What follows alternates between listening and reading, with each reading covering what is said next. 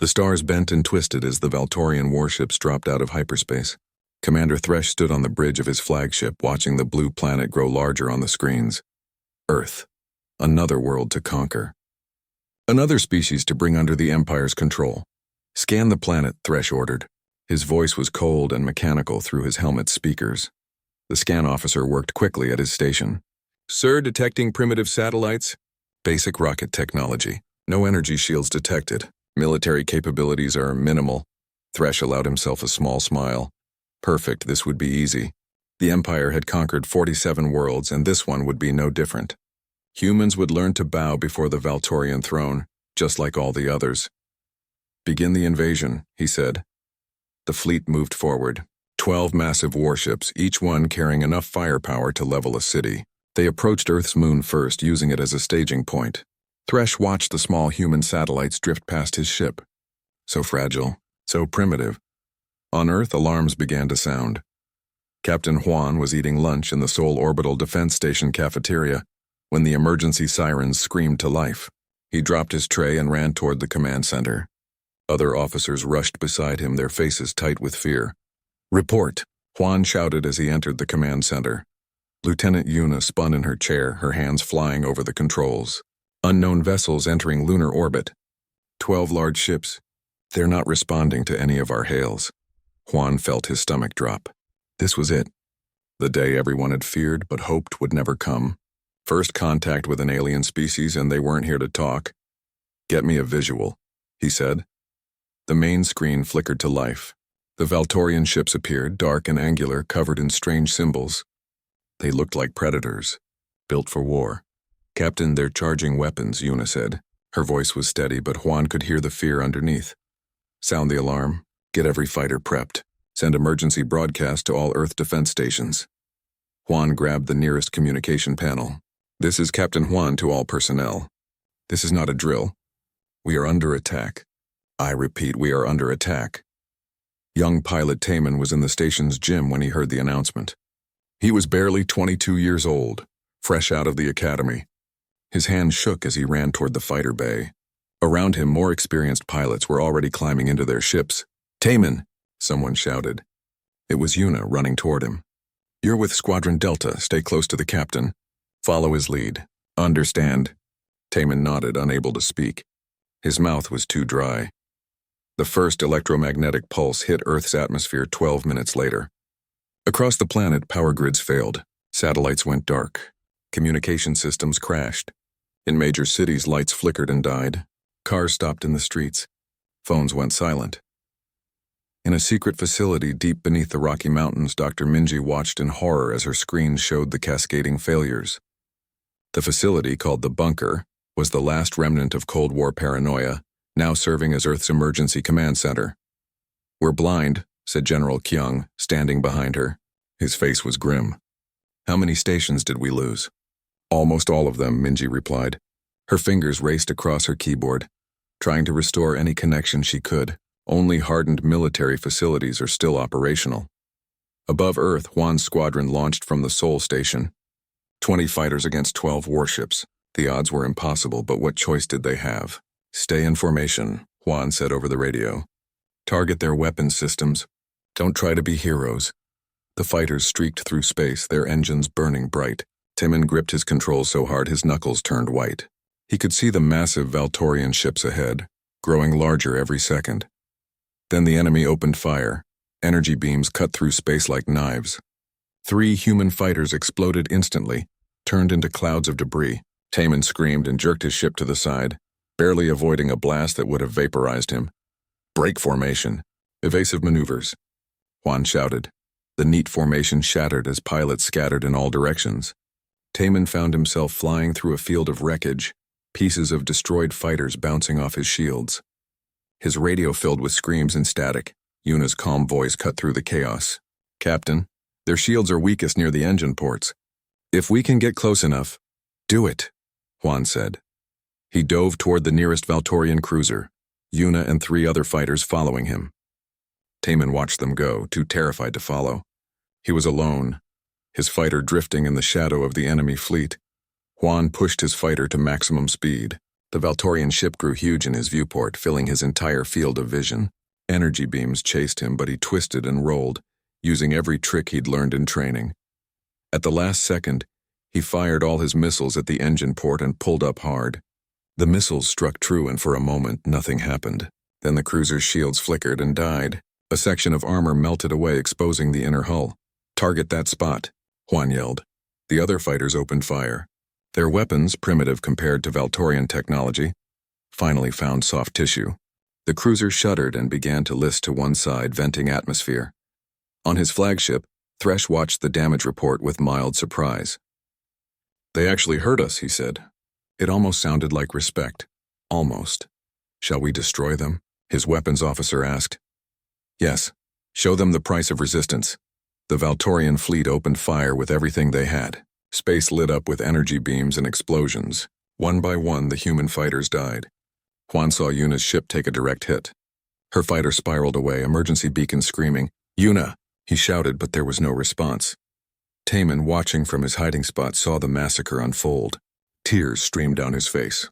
His hands hovered over the controls. He should help. He should do something.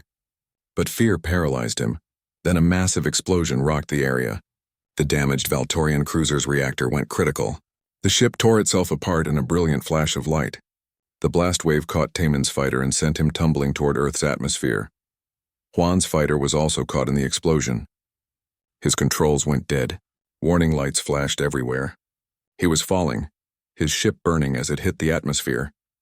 "This is Captain Juan," he transmitted on emergency frequency. "If anyone can hear this, we damaged one of their ships. We proved they can be hurt. Don't give up. Fight them with everything we have." His fighter screamed through the sky, a falling star over the Korean peninsula. He pulled the ejection handle just before impact. The cockpit exploded away from the fighter, and parachutes deployed. Juan watched his ship crash into a mountainside below. He drifted down through the smoke-filled sky. Around him, burning debris fell like rain. In the distance, he could see more explosions. The invasion had moved to the ground. Cities were burning. In the bunker, Minji suddenly noticed something strange on her screen. A signal, automated, broadcasting outward from an old facility she'd forgotten existed. "General," she said slowly. "The beacon just activated." Kyung stepped closer. "What beacon?"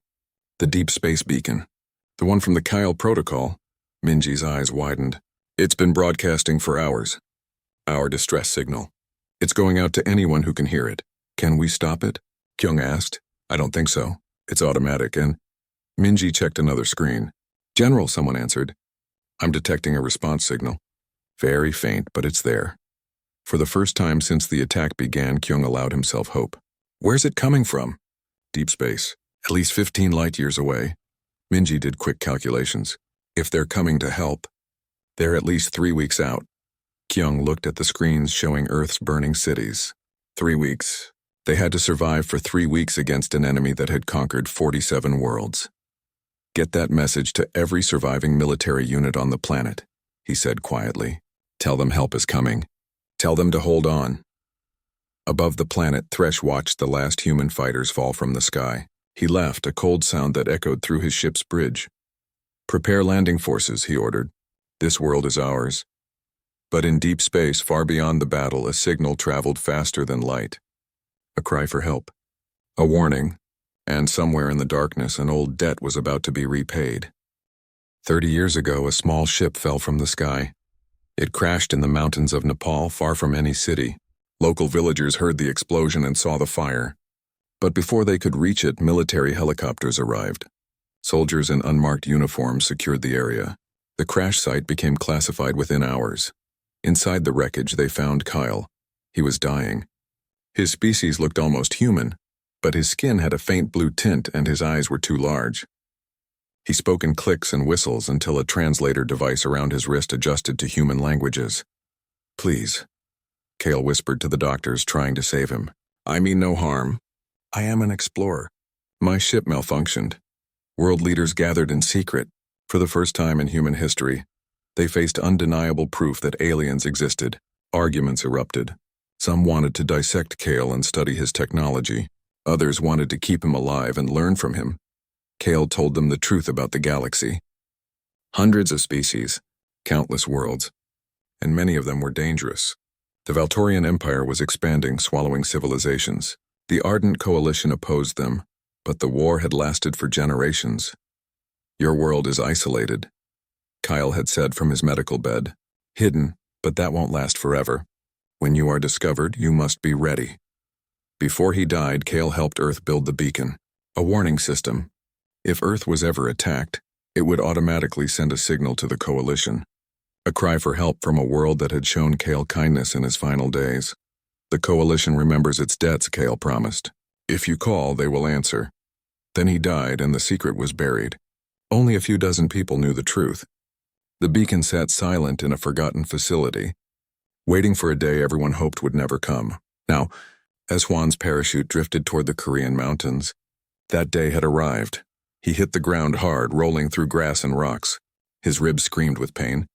Above him, pieces of burning debris continued to fall like shooting stars. In the distance, he could see Busan burning. Smoke rose in thick columns across the horizon. Juan struggled out of his parachute harness and checked his survival pack. Radio, medical kit, sidearm, and 3 days of food. Not much, but it would have to do. Anyone on this frequency? He said into his radio. Only static answered. He started walking east toward where he'd seen other parachutes fall. After an hour, he heard voices. Juan dropped low and pulled his sidearm, then relaxed when he heard Korean being spoken. Over here, he called out. 3 figures emerged from the trees. Juan recognized them immediately. Lieutenant Yuna limped toward him, one arm in a makeshift sling. Behind her were 2 more pilots from their squadron. Captain, Yuna said, relief flooding her face. We thought you were dead. Nearly was, Juan replied. He looked at her arm. How bad? Broken, I think. But I can still fight. Yuna glanced at the sky. We saw more parachutes fall further north. And there's something else. We've been hearing explosions from the coast. I think they're landing ground forces. As if to confirm her words, a low rumble echoed through the mountains. They all turned to see 3 massive ships descending through the clouds toward Busan. We need to find more survivors, Juan said. And we need to get to a military base, somewhere with communication equipment. They walked through the afternoon, finding scattered survivors. By evening, their group had grown to 15 people, mostly pilots and station crew, but also 2 civilians who had been hiking when the attack began. One of the civilians was young Taemin. He'd survived his crash but was covered in bruises and cuts. His eyes were hollow, haunted by what he'd seen. I didn't help anyone, Taemin said quietly as they walked.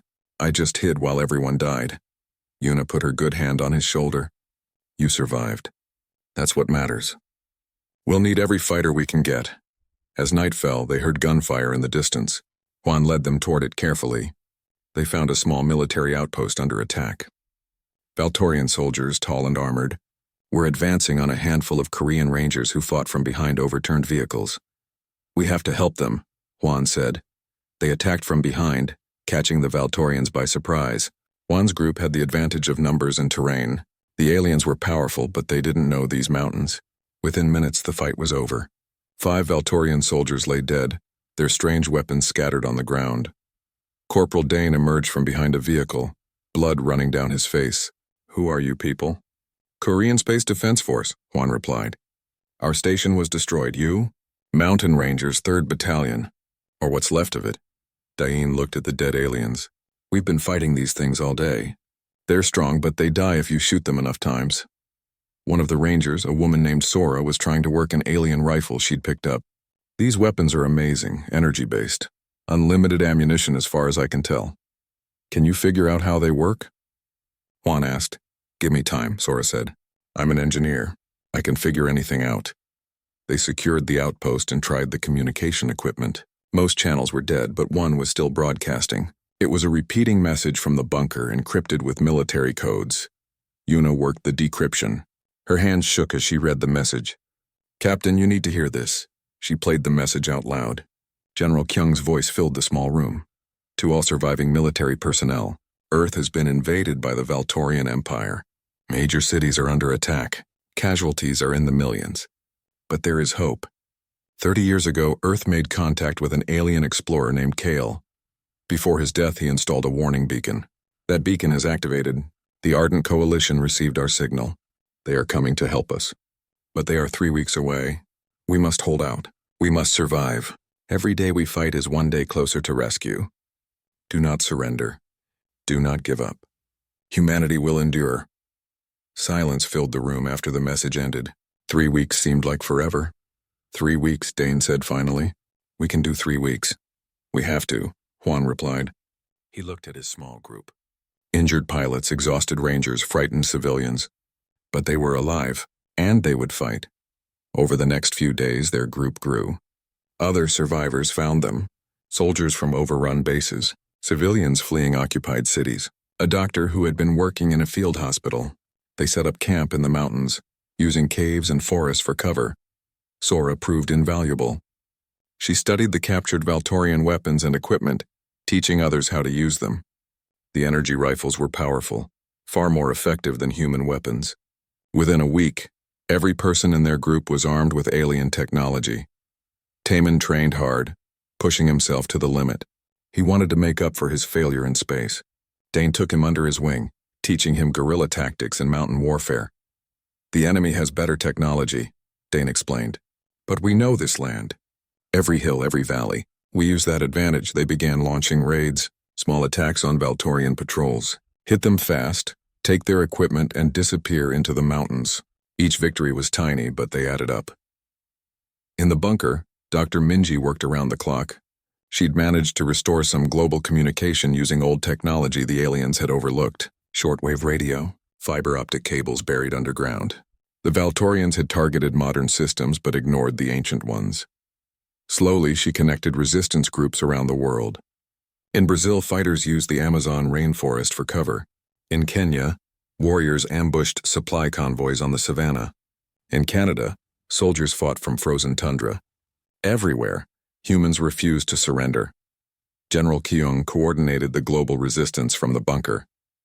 He sent messages to all groups. Hold on, help is coming. Keep fighting. 2 weeks passed. Then 2.5 Juan's group had grown to several hundred people. They'd learned to work together, soldiers and civilians united by one goal, survival. They'd destroyed dozens of alien patrols. They'd learned the enemy's weaknesses. Valtorians were strong and had better technology, but they were arrogant. They expected easy conquest. They didn't adapt well to guerrilla warfare. And most importantly, they could be killed. On the 18th day after the invasion, Yuna intercepted an alien transmission. Her arm had healed, and she'd become their best intelligence officer. Captain, she said urgently, the Valtorians are bringing in a dreadnought, one of their biggest ships. They're planning something in Tokyo. Juan studied the information. Tokyo had been heavily occupied since the first day. Millions of people were trapped there. If the aliens were bringing in a dreadnought, it meant something big. We need to warn people, he said. I can get a message to the Tokyo resistance, Yuna replied. But Captain, there's more. Minji sent an update from the bunker. The coalition fleet. They've accelerated. They'll arrive in 10 days, not 3 weeks. Hope flared in Juan's chest. 10 days. They could do 10 days. But first they needed to know what the Valtorians were planning in Tokyo. As night fell over the mountains, Juan looked at his fighters. They were tired, hungry. Many carried wounds that would never fully heal, but they hadn't given up. The enemy thinks we're beaten, he said to the assembled group.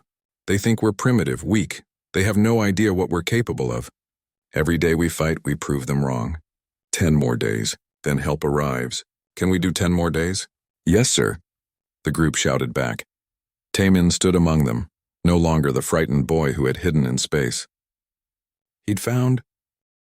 The morning mist hung low over the mountains as Juan's group prepared for another raid. 3 weeks had passed since the invasion began. The resistance had grown stronger, smarter, and more dangerous. Yuna spread a map across a flat rock. Around her, squad leaders gathered close. Intelligence shows a Valtorian supply convoy moving through this valley at dawn, she said, pointing. 6 transport vehicles, maybe 20 soldiers as escort. What's in the transports? Dane asked. The corporal had become Juan's second in command, his knowledge of the terrain invaluable. Energy cells for their weapons, food supplies, and something else, medical equipment. We think they're setting up a field hospital near Busan. Juan studied the map. The valley was narrow, with high ridges on both sides. Perfect ambush territory. We hit them here, he said, marking a spot. Dane, take your rangers up the north ridge. Taman, you lead the civilian fighters on the south side. Wait for my signal. Taman nodded. Over the past weeks, he'd changed completely. The frightened pilot was gone. In his place stood a hardened fighter with steady hands and cold eyes. He'd killed 12 Valtorians in combat. Each one made up a little for those he hadn't helped in space. They moved into position before sunrise. Juan crouched behind rocks on the valley floor with a small strike team. Yuna lay beside him, looking through captured Valtorian binoculars. Her arm had healed, but she still favored it slightly. I hear engines, she whispered. The convoy appeared as the sun broke over the mountains. 6 large vehicles hovering a meter off the ground on some kind of anti-gravity technology. Valtorian soldiers walked alongside, their armor glinting in the morning light. Juan waited until the convoy was fully in the valley. His hand went up, then dropped. Now, explosions erupted on both ridges as fighters triggered avalanches of rocks and logs. The debris cascaded down, smashing into the convoy. 2 transports flipped over, soldiers scattered in confusion. Then the resistance opened fire from both sides. Energy weapons and captured alien rifles lit up the morning. The Valtorians tried to form defensive positions, but they were trapped in the kill zone. Within 5 minutes, the battle was over. Secure the area, Juan shouted. Get those supplies loaded. We move in 3 minutes. Sora ran to the overturned transports with her team of engineers. They'd become experts at salvaging alien technology. This is a good haul, Captain. Energy cells, weapons, and wait. She pulled open a crate and her eyes widened. Medical nanites. These can heal almost anything. Take it all, Juan ordered. Yuna, any response from the enemy? Not yet, but they will come. They always do. The resistance fighters worked quickly, stripping the convoy bare. They'd done this dozens of times now. Everyone knew their role. Within 2 minutes, they were packing up. At 3 minutes exactly, they melted back into the mountains. An hour later, Valtorian aircraft screamed overhead, searching for the attackers. But the resistance was long gone, hidden in caves and valleys the aliens hadn't mapped. Commander Thresh received the report in his command center in Geneva. Another convoy destroyed, more soldiers lost. His hand curled into a fist, crumpling the data pad. How many attacks this week? He asked his intelligence officer. 47 across the planet, sir. The humans are coordinating. They share intelligence, equipment, tactics. What should have been scattered resistance has become an organized insurgency. Thresh walked to the window overlooking the ruined city. The Empire had conquered 47 worlds before this one. None had resisted like the humans.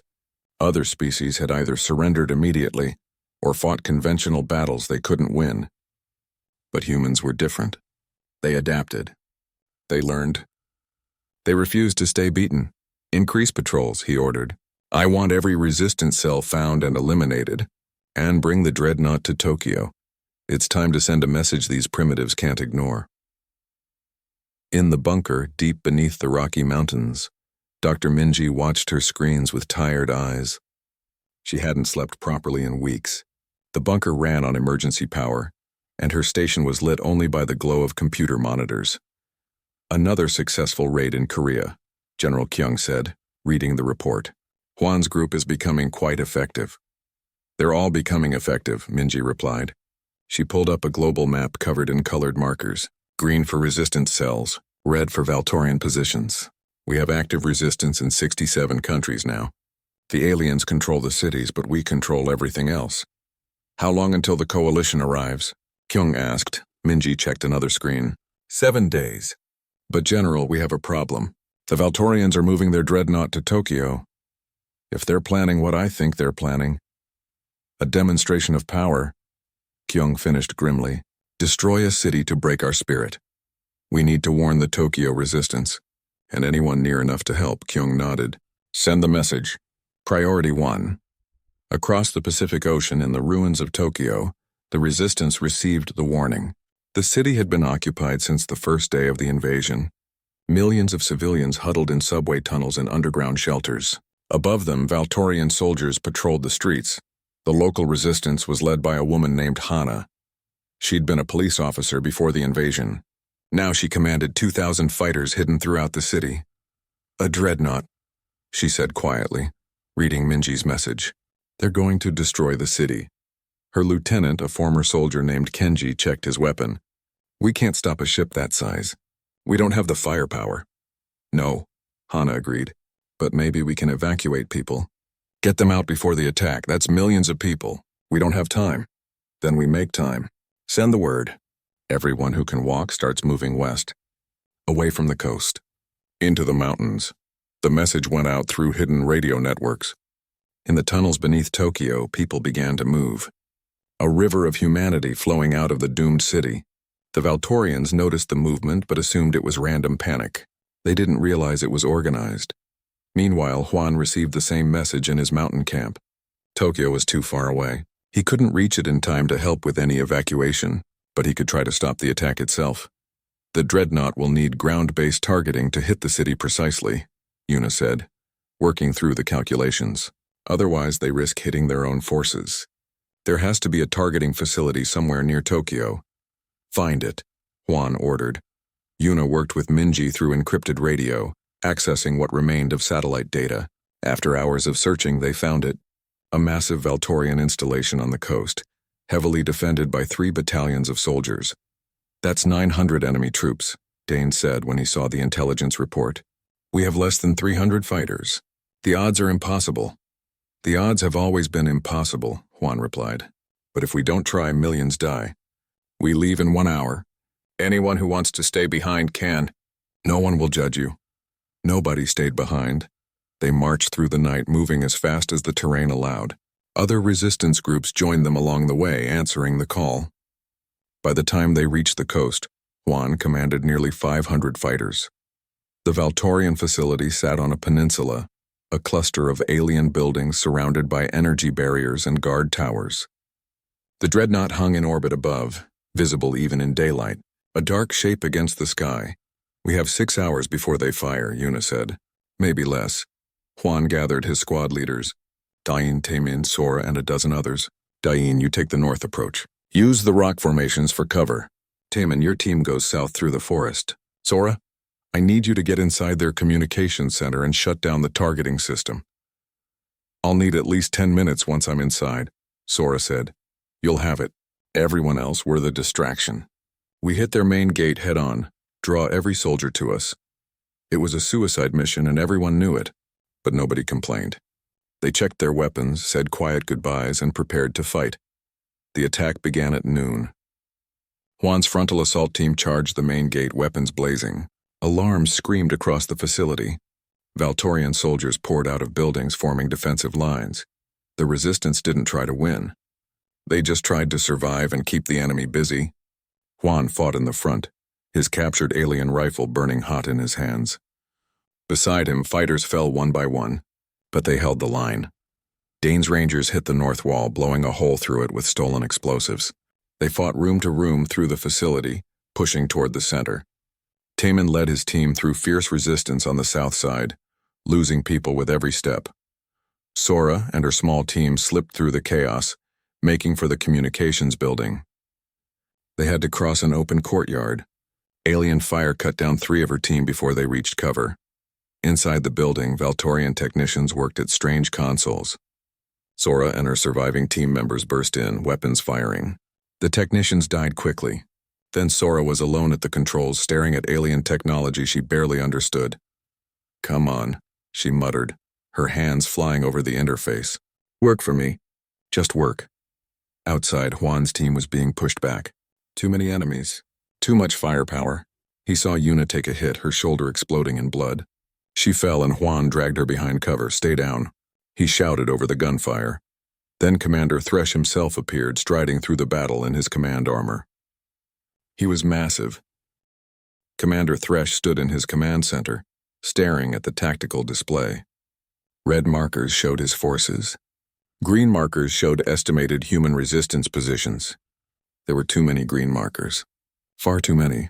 6 days until their reinforcements arrive, he said coldly. We should have had this planet pacified in 3 days. Instead, these primitives continue to resist. His second officer, a veteran of 20 conquests, shifted uncomfortably. Sir, perhaps we underestimated them. The humans adapt quickly. They learn from every encounter. They are insects, Thresh snapped, and I will crush them like insects. He turned to his communications officer.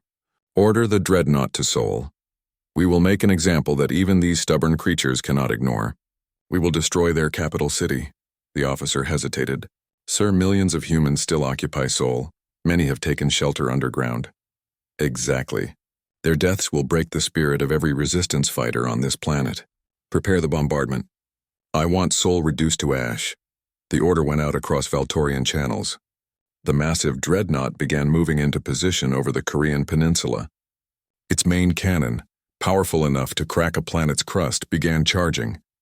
In the mountains north of Seoul, Juan was checking on wounded fighters when Yuna burst into the medical cave. Her shoulder was bandaged, but she could still work a radio. Captain, intercepted enemy transmission. The dreadnought is moving toward Seoul. They're going to destroy the city. Juan felt his blood turn to ice. Seoul, his home. Millions of people lived there, huddled in subway tunnels and basement shelters, praying to survive until the coalition arrived. When? He asked. 6 hours, maybe less. Juan grabbed a map and spread it across a table. Other fighters gathered around. Dane, Taemin, Sora, and what remained of their command team. They looked exhausted. The battle at Tokyo had cost them dearly. Many limped from wounds. Others had bandages wrapped around injuries that would never fully heal. We stopped them at Tokyo, Juan said. We can stop them here. How? Dane asked. The dreadnought is in orbit. We can't reach it. Yuna pointed at the map. The ship needs ground-based targeting to hit the city precisely. Just like Tokyo, there must be a targeting array somewhere near Seoul. Sora studied the map. There, the old industrial district. The Valtorians set up a major base there 2 weeks ago. I'd bet anything their targeting equipment is inside. Then we destroy it, Juan said simply. Captain, Taemin spoke up. That base has at least 3 battalions defending it.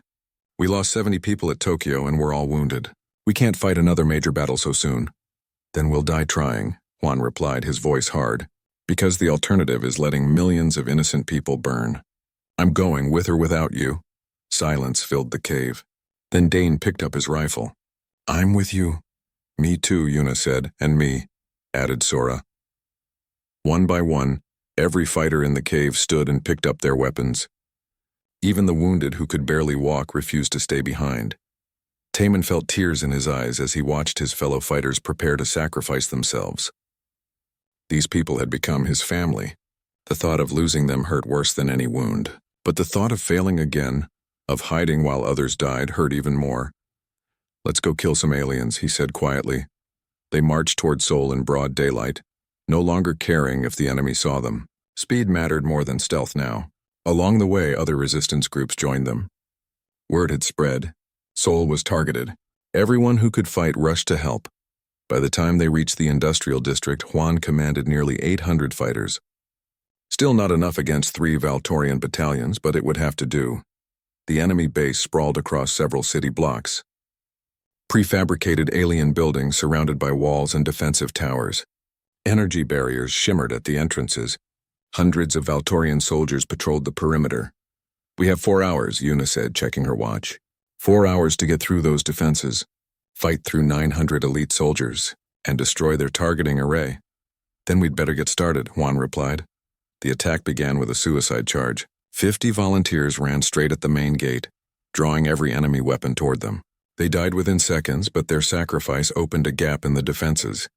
Explosives detonated along the north wall. Dane led his rangers through the breach, fighting with desperate fury.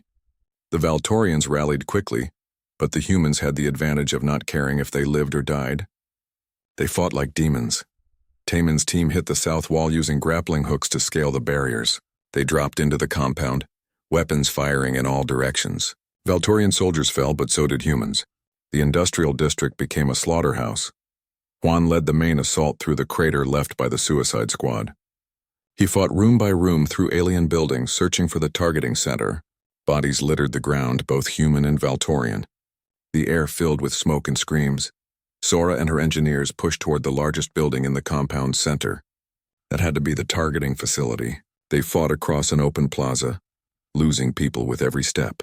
An energy beam caught the fighter beside Sora, vaporizing him instantly. She kept running. In orbit, the dreadnought's main cannon reached full charge. On the bridge, the weapons officer looked to his captain. Ready to fire, sir. Ground targeting online.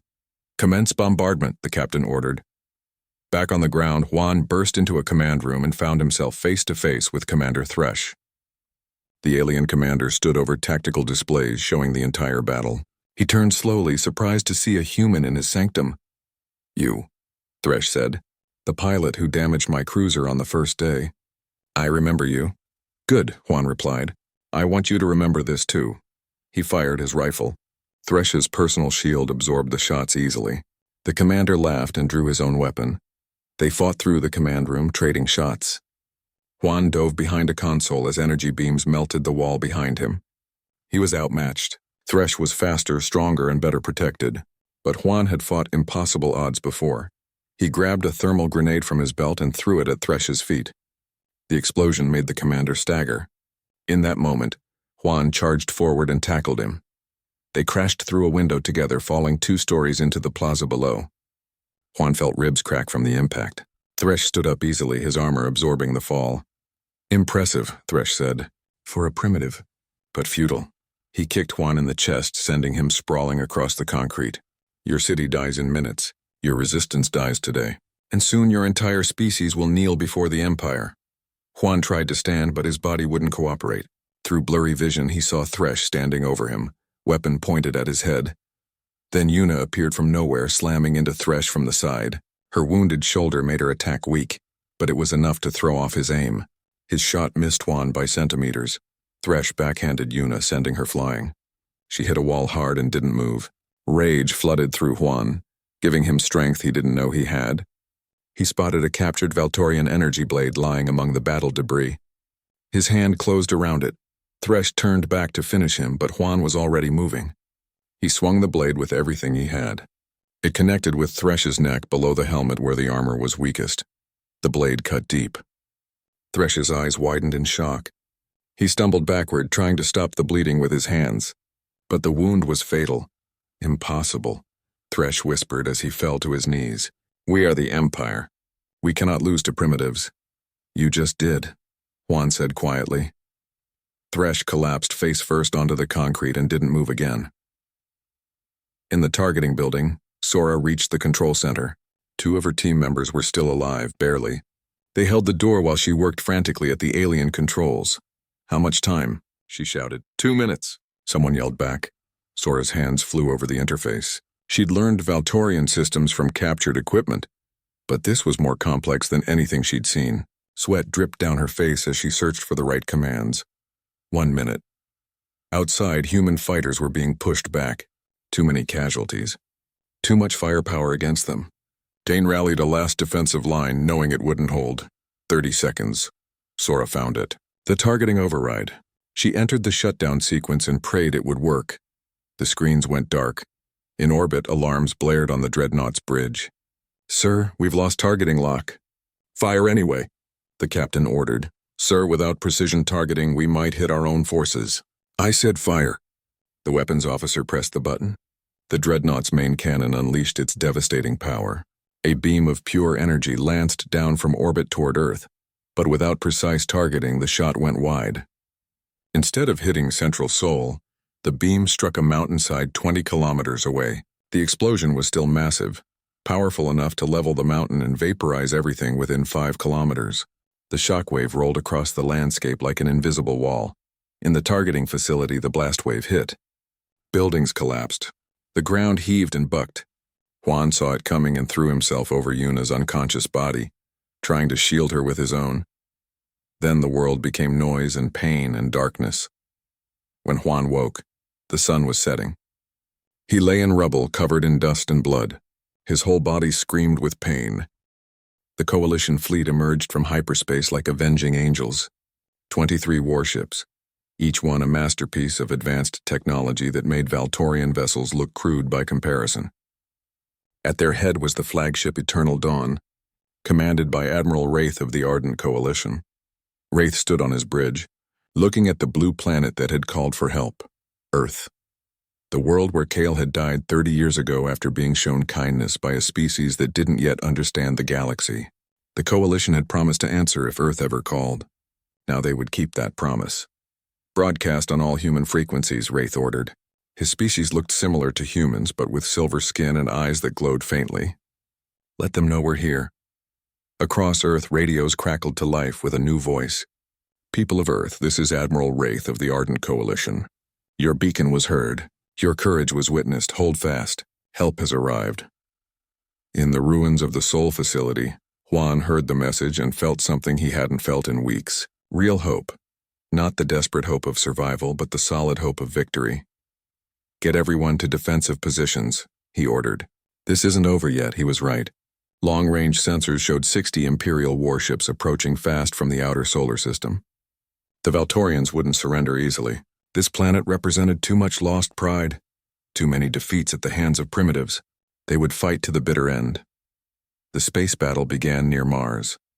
Coalition ships moved with fluid grace, their energy shields absorbing Valtorian fire while their weapons struck with surgical precision. Within the first 10 minutes, 5 Imperial cruisers were destroyed, but the Valtorians had numbers. For every ship they lost, 2 more pressed forward. They surrounded Coalition vessels, trying to overwhelm them with firepower. Space became a chaos of energy beams, explosions, and debris. Admiral Wraith watched the tactical display calmly. Deploy fighter wings, target their command ships, and someone get me those ground coordinates I requested. In the bunker, Dr. Minji worked frantically with her team. The Coalition needed targeting data for Valtorian ground positions, but they wanted precision strikes that wouldn't harm civilians. Minji had spent weeks mapping every enemy installation on Earth. Now that knowledge would win the war. Sending coordinates now, she transmitted. Marked positions are verified enemy only. Civilian populations marked in blue avoid at all costs. Received and confirmed, Wraith replied. You've done well, humans. Now watch what real firepower looks like. Coalition ships in low orbit opened fire. Energy beams lanced down from the sky with pinpoint accuracy. Every shot hit a Valtorian installation. Supply depots exploded. Command centers vaporized. Barracks collapsed. Within 30 minutes, the Coalition eliminated 60% of enemy ground forces without harming a single civilian structure. General Kyung watched from the bunker, amazed. In 30 minutes, they've done what we couldn't do in a month. They're incredible, Minji agreed. But the space battle isn't going well. The Imperial numbers are overwhelming them. She was right. In orbit, Coalition ships were taking heavy damage. 3 had been destroyed already, and more were showing critical failures. The Valtorians pressed their advantage, focusing fire on damaged vessels. We need to help them, Kyung said. Can we use the orbital railgun at Geneva, the one Thresh captured? Minji pulled up the facility's status. It's still operational, but we'd need someone on the ground to fire it. Someone who understands the controls. Get me Captain Juan. Near Seoul, Juan received the transmission. You want me to what? Travel to Geneva, penetrate the Valtorian base there, and use their own weapon against their flagship, Kyung explained. It's a 3-day journey through enemy territory. You'll need to move fast. Juan looked at his exhausted fighters. They'd just survived an impossible battle. Now Command wanted them to cross half the world and fight another one. He should refuse. It was too much to ask. Instead, he smiled. We'll do it. How many people do you need? As many as you can bring. The Geneva base is heavily defended, even after the orbital strikes. You'll face at least 200 Valtorian soldiers. We'll manage. We always do. Juan turned to his team. Dane, Yuna, Sora. Who wants to go to Switzerland? Despite their exhaustion, despite their wounds, everyone volunteered. They'd come too far to quit now. Juan chose 50 of his best fighters. The rest would stay and defend Seoul. They traveled using captured Valtorian transports, flying low to avoid detection. The journey took 2 days, passing over devastated landscapes. Cities in ruins, forest burned. But also signs of resistance victory, destroyed enemy convoys, abandoned installations. Humanity had fought back hard. In space, the battle raged on. More coalition ships fell, but they took 5 Imperial vessels with them for everyone lost. Admiral Wraith's flagship took heavy damage, its shields failing in multiple sections. Sir, we can't maintain this much longer, his tactical officer reported. We're down to 16 ships. They still have 42. Then we make every shot count, Wraith replied calmly, and we trust the humans to do their part. The Valtorian flagship, the Doom of Worlds, was a monster. 3 times larger than any coalition vessel, it commanded the Imperial fleet from high orbit. Its presence inspired the enemy. and demoralized coalition forces. If it could be destroyed, the battle might turn. Juan's transport landed 5 kilometers from Geneva. The city was a shell, most buildings destroyed in the initial invasion, but the Valtorian base at the center still stood, a fortress of alien architecture. The railgun is in that central tower, Una said, studying reconnaissance images. We need to get Sora there so she can fire it. Simple enough, Dane said sarcastically. Just fight through 200 elite soldiers and operate alien weapons we barely understand while a space battle rages overhead. Easy. We've done harder things, Juan replied. We survived this long. We can survive a little longer. They attacked at dawn using the same tactics that had worked before. Suicide squads to draw fire. Breaching charges on the walls. Guerrilla strikes from multiple directions. The Valtorians were ready this time, but it didn't matter. Human fighters had become experts at urban warfare. The battle for Geneva was brutal. Every room had to be taken by force. Every corridor ran with blood. The Valtorians fought with the desperation of soldiers who knew they were losing. Humans fought with the fury of people defending their world. Dane's rangers cleared the lower levels while Taman's... No, Juan reminded himself painfully. Taman was dead. Another fighter led that squad now. A woman named Ari who had learned from the fallen pilot. They pushed toward the central tower, losing people with every meter gained. The Valtorians concentrated their forces around the railgun, knowing it was the target. Bodies piled up on both sides. Sora fought alongside her engineers, finally reaching the tower's base. Cover me! She shouted and ran for the entrance. Juan and Una held the doorway while Sora's team rushed inside.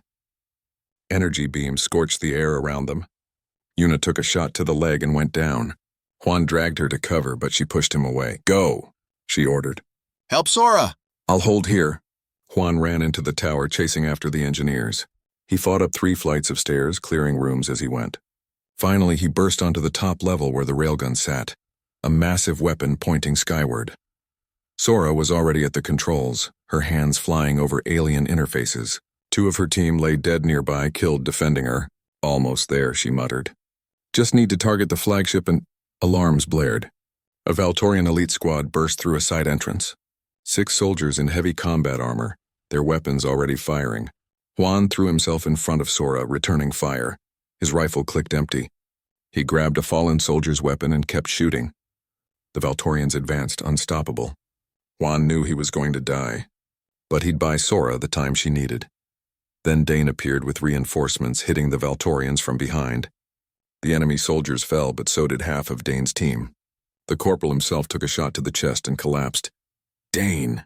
Juan rushed to his side. The corporal coughed blood. Did we win? I've got it! Sora shouted. Target locked, firing! The railgun roared, launching a projectile at near-light speed. The magnetic rails glowed white-hot from the energy. The shot was perfect. In space, the doom of worlds never saw it coming. The railgun projectile, a simple tungsten rod accelerated to incredible velocity, struck the flagship's reactor section. The massive ship's shields couldn't stop kinetic weapons traveling that fast. The reactor breached. Chain reactions cascaded through the ship. Within seconds, the doom of worlds tore itself apart in the explosion visible from Earth's surface. A new star briefly lit the sky. The Valtorian fleet faltered, seeing their flagship destroyed. Their command structure collapsed. Ships began retreating without coordination. Admiral Wraith saw his chance. All ships full offensive. Don't let them regroup! The coalition fleet surged forward. With the Imperial flagship gone and their morale broken, the remaining Valtorian ships were hunted down one by one. Some tried to flee to hyperspace. Most were destroyed before they could jump. Within an hour, the battle was over. Only 12 Valtorian vessels escaped. The rest were debris orbiting a planet they'd thought would be an easy conquest. On the ground, the remaining Valtorian forces surrendered or tried to flee. Resistance fighters and coalition,